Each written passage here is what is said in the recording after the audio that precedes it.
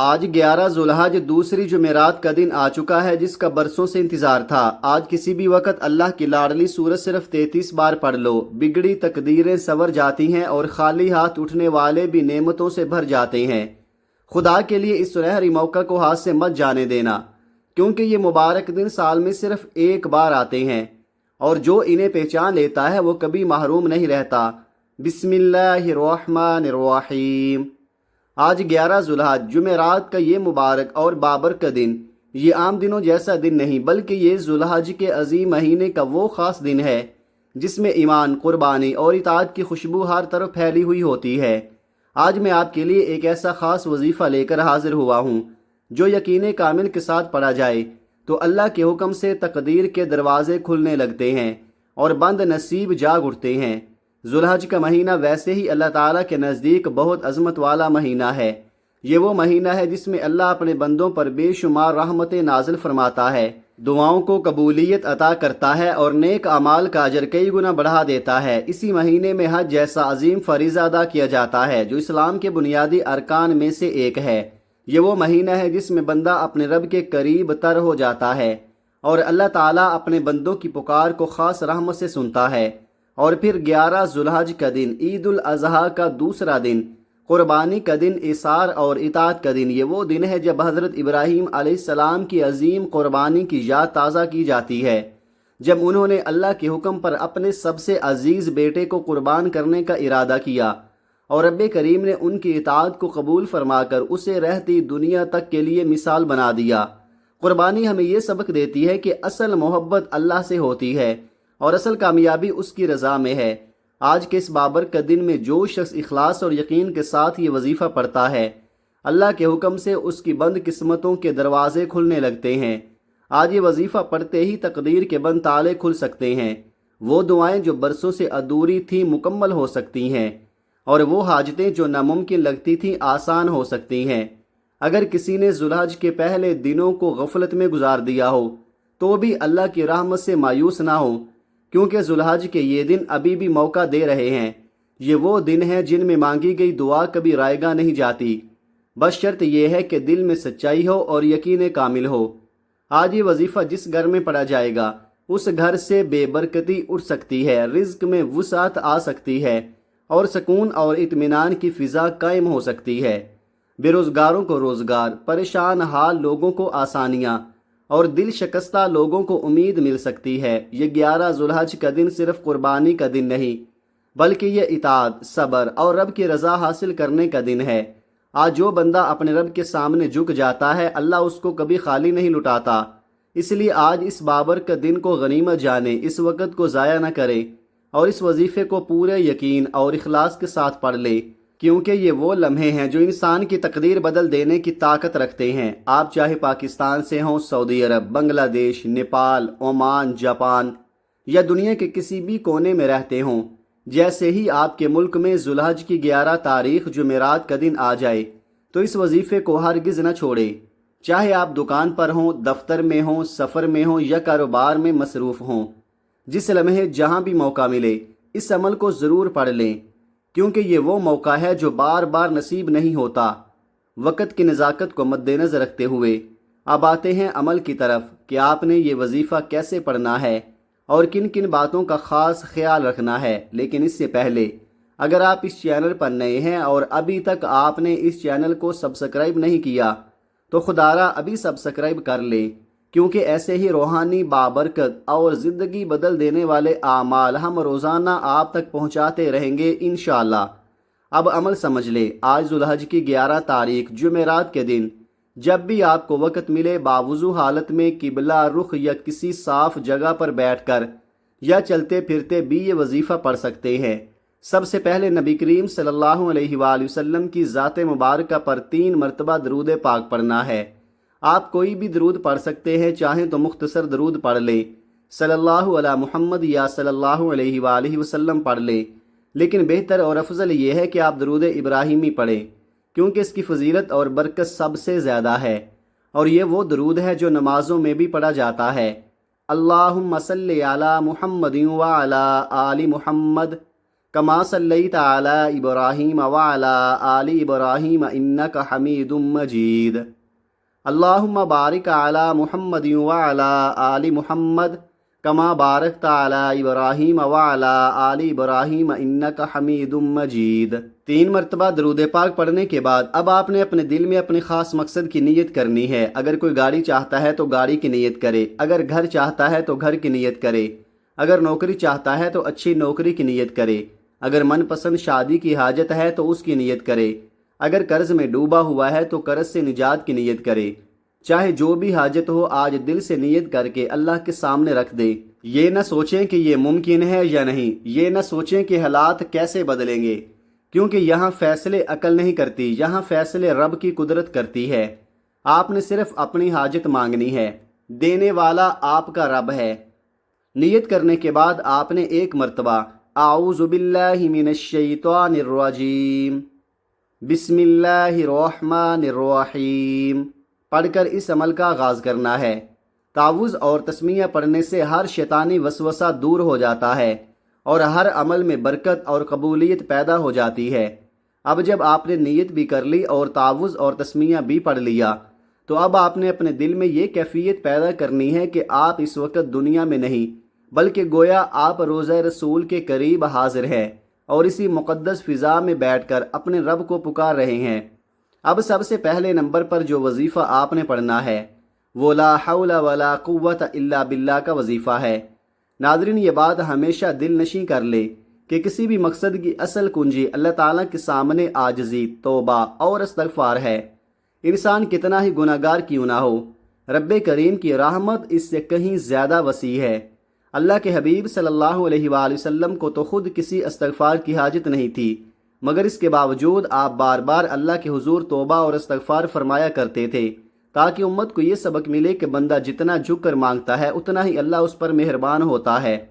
सहाबाए किराम रिज़वानुल्लाहि अलैहिम अजमाइन की ज़िंदगी अभी इसी हकीकत की गवाह हैं कि वो हर कामयाबी से पहले अल्लाह के सामने झुकते, अपने गुनाहों पर नादिम होते और रब को राज़ी करने की कोशिश करते थे। इसीलिए ये बात सच है कि असल कामयाबी का राज तौबा से शुरू होकर तौबा पर ही ख़त्म होता है। आज आपको भी एक सुनहरी मौका दिया जा रहा है अपने रब को मनाने का, अपने गुनाहों को धोने का और अपनी तकदीर को बदलने का। अगर आज आपने ला हौला वला कुव्वत इल्ला बिल्लाह को दिल से, इखलास से और आजिज़ी के साथ पढ़ लिया तो उम्मीद है कि अल्लाह के हुक्म से रिज़्क़ के दरवाजे खुल जाएंगे, बरकतें नाजिल होंगी और साल भर की हाजतें आसान हो सकती हैं। अब तरीका समझ लें, आपने ला हौला वला कुव्वत इल्ला बिल्लाह कैसे और कितनी बार पढ़ना है। ला हौला वला कुव्वत इल्ला बिल्लाह 1 बार, ला हौला वला कुव्वत इल्ला बिल्लाह 2 बार, ला हौला वला कुव्वत इल्ला बिल्लाह 3 बार। इस तरह आप हाथों की उंगलियों पर पढ़ ले या आप तस्बीह के दानों पर पढ़ ले। आपने कम अज़ कम 313 मरतबा पढ़ना है। ये अमल किसी लापरवाही के साथ नहीं बल्कि मुकम्मल निदामत, शर्मिंदगी और आजिज़ी के साथ होना चाहिए। दिल में अपने गुनाहों को याद करें, अपनी ख़ताओं पर शर्मिंदा हों और अल्लाह की बेशुमार नेमतों को सोचें कि वो कितना करीम है और हम कितने मोहताज हैं। इस वक्त आंखों में आंसू हो, दिल झुका हुआ हो और ज़ुबान पर सिर्फ एक ही सदा हो, या अल्लाह हमें मुआफ़ फरमा दे, या अल्लाह हमें संभाल ले, या अल्लाह हमें अपनी रहमत से न हटाना। क्योंकि जब बंदा टूट कर अपने रब के सामने आता है तो फिर रहमत के दरवाजे बंद नहीं रहते, वो खुल ही जाते हैं। पहले नंबर पर आपने 313 मरतबा ला हौला वला कुव्वत इल्ला बिल्लाह पढ़कर अपने रब के सामने सच्चे दिल से तौबा कर ली, अपने गुनाहों पर निदामत की और रब्बे करीम को राज़ी करने की कोशिश की। अब यकीन कीजिए कि रहमत के दरवाजे आपके लिए खुल चुके हैं। अब आपने दूसरे नंबर पर जो वजीफ़ा पढ़ना है, ये दूसरा वजीफ़ा रब्बे करीम के 2 निहायत अजीम और मुबारक सिफाती नामों पर मुश्तमिल है। ये वो नाम हैं जिनके ज़रिए इंसान अपनी ज़िंदगी में रिज़्क़, बरकत, आसानियाँ और कुशादगी मांग सकता है। आपने या रज़्ज़ाकू या वहाबू पढ़ना है। या रज़्ज़ाकू का मतलब है ए हर चीज़ को रिज़्क़ अता करने वाली ज़ात, ए वो ज़ात जो अपने बंदों को बग़ैर हिसाब के अता फरमाती है। और या वहाबू का मतलब है ए बहुत ज़्यादा अता करने वाली ज़ात, ऐ वो रब जो मांगने से पहले भी नवाज देता है और मांगने के बाद हद से ज़्यादा अता फरमाता है। आज के इन बाबरकत दिनों में असल ज़रूरत रिज़्क़, बरकत और कुशादगी की है। ہر انسان چاہتا ہے کہ اس کی زندگی میں آسانی ہو، آمدنی میں اضافہ ہو، رکاوٹیں دور ہوں اور بند دروازے کھل جائیں۔ تو یہ وہ وقت ہے جب انسان رب کے ان مبارک ناموں کے ذریعے اپنے رب کو پکارتا ہے، اور یقین جانے جب بندہ عاجزی کے ساتھ سجدے کی کیفیت میں اپنے رب کو پکارتا ہے تو رب کریم کی رحمت جوش میں آ جاتی ہے۔ اب طریقہ سمجھ لیں کہ آپ نے کیسے اور کتنی بار پڑھنا ہے۔ یا رزاقو یا وہابو 1 بار، یا رزاقو یا وہابو 2 بار، یا رزاقو یا وہابو 3 بار۔ اس طرح آپ نے اپنے ہاتھوں کی انگلیوں پر پڑھ لیں، آپ تسبیح کے دانوں پر پڑھ لیں۔ آپ نے صرف 11 مرتبہ پڑھنا ہے۔ یہ عمل نہایت عاجزی، یقین اور دل کی گہرائیوں کے ساتھ پڑھنا ہے، جیسے ایک محتاج اپنے رب کے دروازے پر کھڑا ہو اور بس اسی سے امید لگائے بیٹھا ہو۔ میرا یقین ہے کہ جو بندہ ان مبارک دنوں میں یا رزاقو یا وہابو کو دل سے پکارتا ہے، اللہ کے حکم سے اس کی زندگی میں رزق کے دروازے کھلنے لگتے ہیں، برکتیں نازل ہوتی ہیں، رکاوٹیں دور ہوتی ہیں اور کشادگی کے راستے پیدا ہو جاتے ہیں۔ جب آپ دوسرے نمبر پر 11 مرتبہ یا رزاقو یا وہابو کو بتائے گئے طریقے کے مطابق پڑھ لیں تو اب آپ نے تیسرے اور آخری نمبر پر جو عظیم وظیفہ پڑھنا ہے، یہ اس پورے عمل کی روح ہے جس کے بغیر یہ وظیفہ مکمل نہیں ہوتا۔ اب آپ نے جس سورہ مبارکہ کو آخر میں پڑھنا ہے وہ قرآن مجید کی سب سے خاص، سب سے محبوب اور سب سے عظیم صورتوں میں سے ایک ہے، جسے سورہ اخلاص کہا جاتا ہے اور اسے سورہ توحید بھی کہا جاتا ہے۔